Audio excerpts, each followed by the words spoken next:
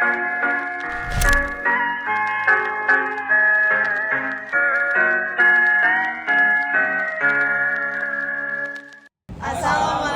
warahmatullahi wabarakatuh. Kami dari kelompok 4 ingin presentasikan hasil satu mobil kami penjualan di showroom mobil. Saya Anissa Pinkan, NPM 2301451. Saya Nilman Mia Devi, NPM 28011161. Saya Elsa Ramadhani dengan NPM 28011018. Saya Brilian Muhammad Al Hidayat, NPM 28011072. Dan saya Klansira Winata, NPM 28011037. Sekian, terima kasih. Bye bye.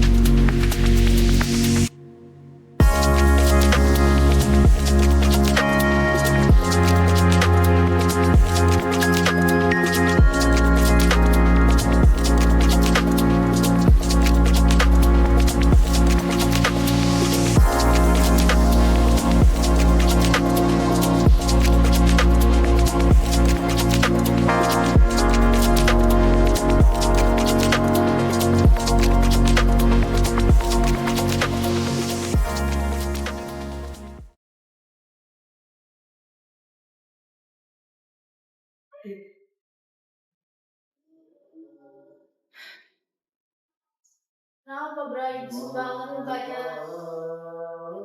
Biasanya ini kalau baru buka bisnis ini biasanya rame. Ini sepi banget ya.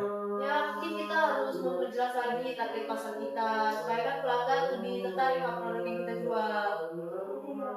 Aku juga kan sempat riset pasar di sini. Menurut data di sini tuh pelanggan di sekitar sini tuh lebih sensitif soal harga dibanding lokal. Tapi ya lu udah tahu loh tentang pasar di sini ya. Berarti kita udah kelihatan fokusnya. Kita harus menjual mobil yang layak dan harga yang murah dan juga kepada konsumen ya. Oke.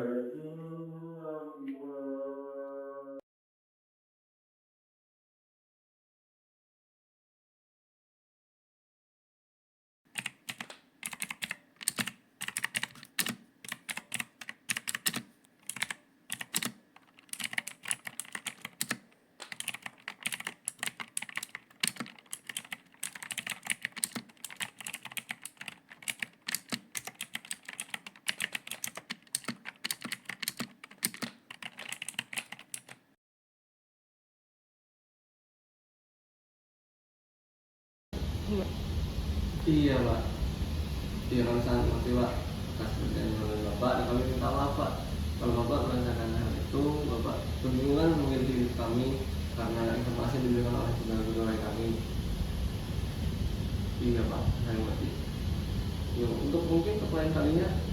Halo, halo.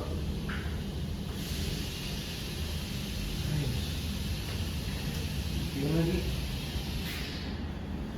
Ada lah. Kenapa Boy? jadi ini tadi ada customer telepon komplain kalau dia tadi itu kebingungan sama pegawai kita karena waktu dia nanya sama pegawai kita yang satunya dia bilang A tapi satunya bilang B ya, padahal yang pegawai itu udah komplainnya udah lulus kok. Berarti di situ masalahnya di sistem, bukan di pegawainya. Tapi kalau masalahnya emang nggak di pegawai, oke berarti kayaknya kita harus bikin SOP nih biar standar pelayanan di showroom kita ini itu sama kualitasnya dan bisa konsisten setiap harinya, nggak beda-beda. Benar-benar. Dan kayaknya harus ngadain ini deh, mereka tuh harus diberi waktu untuk memahami nih yang kita jual dulu, spesifikasinya apa, kelebihannya apa, kekurangannya apa, dan mereka bisa ngebandingin sama produk-produk di luar. Gimana? Benar-benar. Berarti kita harus mulai minggu depan ya sih lebih cepat. Oke sih minggu depan. Oke, saya.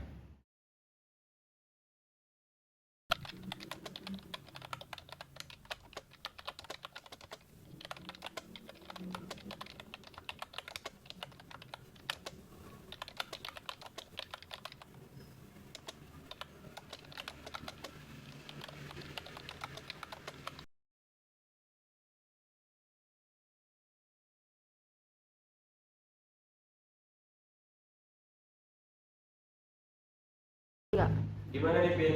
Dengan bisnis kita yang udah 3 bulan berjalan dan customer udah banyak yang deal ya, pasti kita cair nih. Misalnya sih berjalan ya sejauh ini, tapi customer tuh kayak makin menipis. Aduh, kok bisa begitu? Berarti pembayaran kita banyak nih. Untuk pengeluaran sih nggak terlalu banyak ya, cuman emang banyak pengeluaran yang nunggak-nunggak itu sih pembayarannya. Berarti kita harus perketat agar mesti mereka tetap bayar. Kalau perkataan sih menurut gue kurang, karena takutnya tuh kayak nggak ada penjualan di toko kita ya. Kalau begitu diterusin, yang ada bisnis kita makin rugi kita. Coba nanti gue cari jalan tengahnya aja sih, gue cari kolektor sama leasing yang lain biar kita juga balance sama kas kita gimana. Oke, nanti lu kabarin gue lagi aja. Oke.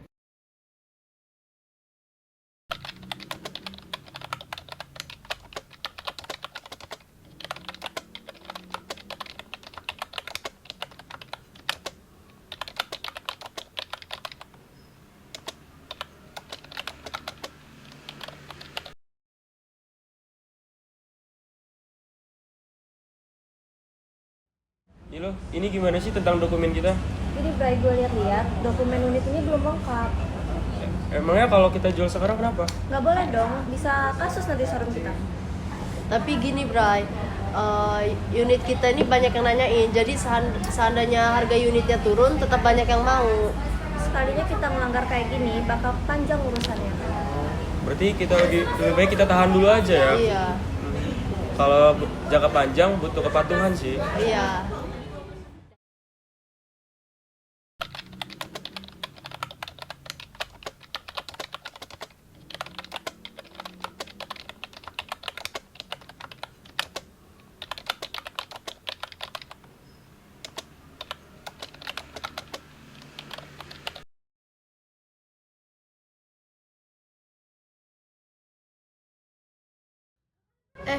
Bray, lihat gak?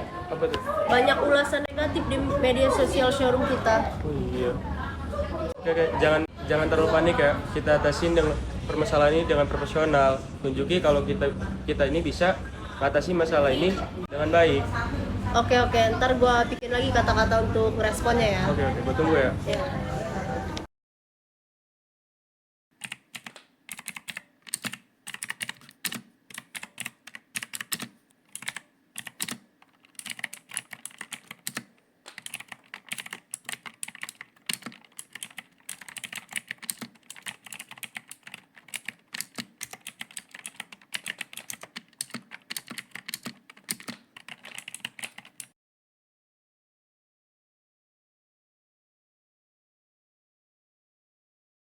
Yan, semenjak suku bunga makin naik, banyak calon pelanggan yang makin mundur. Itu dampak kebijakan moneter global. Kita tidak bisa hindarinnya. Kalau begitu, banyak juga target penjualan kita yang nggak tercapai. Nah, makanya dari situ kita harus ubah strateginya, tawarkan simulasi cicilan yang lebih jelas dan DP lebih fleksibel, dan kerjasama dengan leasing-leasing. Berarti kita nggak bisa nekan pelanggan ya? Berarti kita menyesuaikan resikonya aja. Nah, betul. Risiko global itu di luar kendali kita, tapi respon kita harus lebih siap bisnisnya.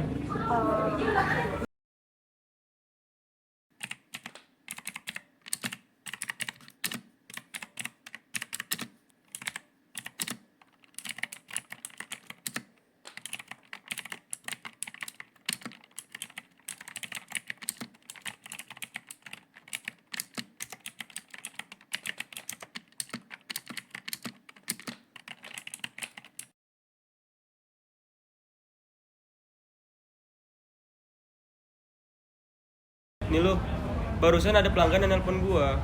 Katanya ada data KTP dan nomor pribadinya kesebar.